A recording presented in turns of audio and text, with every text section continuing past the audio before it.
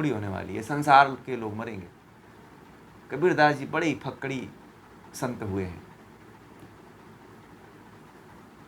इसलिए कभी कभी कबीर को भी पढ़ा करिए आप लोग।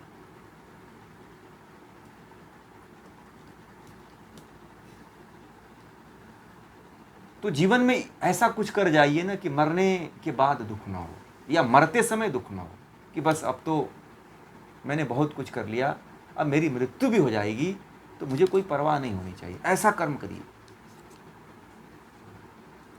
और कौन सा कर्म करेंगे कि परवाह नहीं होगा? सबसे पहले तो ज्ञान अर्जित करिए और ये पता करिए कि कौन सा कर्म कर लें कि मरते हुए में दुख ना हो। तो ये जो आप काम कर रहे हो, गीता का जो आप लोग अध्ययन कर रहे हो, ये जो ज्ञान और विज्ञान का जो अध्ययन कर रहे हो आप, यह ज्ञान ही जो है यदि आपने प्राप्त कर लिया और अपने जीवन में इसको आत्मसात कर लिया तो फिर मरते हुए कष्ट नहीं होगा कि मैंने घर बनाया, रुपए पैसे कमाया, प्रॉपर्टी खड़ा किया, उसका उतना परवाह नहीं है, परंतु मैंने जीवन में एक कार्य किया कि गीता को पढ़ लिया कम से कम। इतना तो कर्म अपने ऊपर कर ही लीजिए कि गीता जैसे ग्रंथ को पढ़ लीजिए।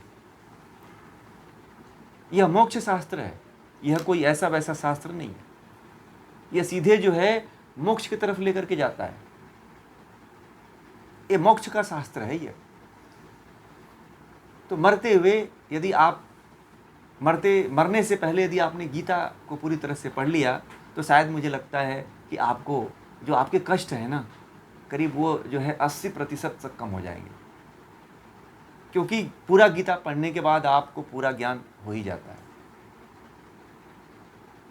कि ये संसार क्या है, ये संसार के लोग क्या हैं, ये जीवन क्या है और जीवन का उद्देश्य क्या है, हमें किस उद्देश्य को लेकर जीना चाहिए और किस उद्देश्य को लेकर के मरना चाहिए।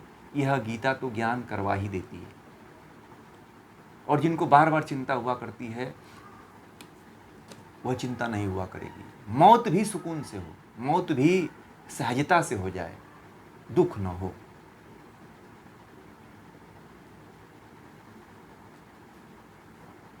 मरना तो सबको है, एक दिन हमें भी मरना है, आपको भी मरना है, सबको एक दिन मरना है, परंतु मृत्यु कैसी होनी चाहिए? बिना दुख का मृत्यु होना चाहिए। चाहे आप किसी भी मौत से मर जाओ, फांसी लगाने वाले छोड़ करके। अब जहर का पुड़िया कोई खरीद के खा लिया तो बात उसकी दूसरी है, ठीक है। कोई अब नदी में, यमुना में, कोई गंगा में जाके कूद गया तो उसकी बात दूसरी, कोई पंखे से लटक गया तो उसकी बात दूसरी। तो वो तो अधम होते हैं, पापी होते हैं जो इस तरह का कर्म करते हैं,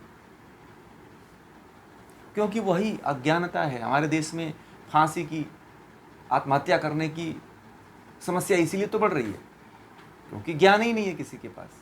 कोरोना काल में सबसे अधिक महिलाओं ने आत्महत्या कर लिया। पता है, पूरे भारत का सर्वे है कि इस कोरोना काल में सबसे अधिक महिलाओं ने आत्महत्या कर लिया। क्यों? पुरुषों ने भी उससे थोड़ा सा कम जो है पुरुषों ने भी आत्महत्या किया है।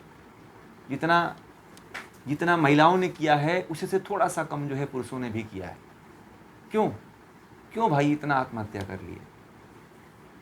यही अज्ञानता। जिसके पास ज्ञान नहीं होता है वह इसी तरह का कर्म करता है। तो इस तरह से जो है जीवन में कुछ ऐसा कर जाइए कि कम से कम संतुष्टि पूर्वक मृत्यु हो सके। और गीता को एक बार तो पढ़ ही लीजिए, और आप खुद पढ़िए, अपने बच्चों को भी पढ़ाइए, अपने परिवार को भी इसमें जोड़िए, अपने सगे संबंधी को भी जोड़िए। आपका भी पुण्य होगा इसके साथ साथ। आप उनको जोड़ते हैं और आपके जोड़ने से कोई किसी का पुण्य होता है तो आपका भी पुण्य बढ़ता है। इसलिए इस गीता के महायज्ञ में सम्मिलित होइए आप लोग, जुड़िए आप लोग, और जुड़ करके इसका लाभ प्राप्त करिए। इसमें हमारा कोई स्वार्थ नहीं है। मैं स्वार्थ के वशीभूत होकर के नहीं पढ़ा रहा हूँ। यह कभी कभी राष्ट्र की स्थिति को देखते हुए ये कदम उठाने पड़ते हैं। सबसे पतन की स्थिति में हम ही लोग हैं। इसीलिए जो है गीता के ज्ञान को किसी तरह अपने जीवन में एक बार जरूर लेकर के अपने आप को चरितार्थ जरूर करिए और आगे जीवन के उच्चतम शिखर पे पहुंचने का प्रयास करिए। ठीक है, बस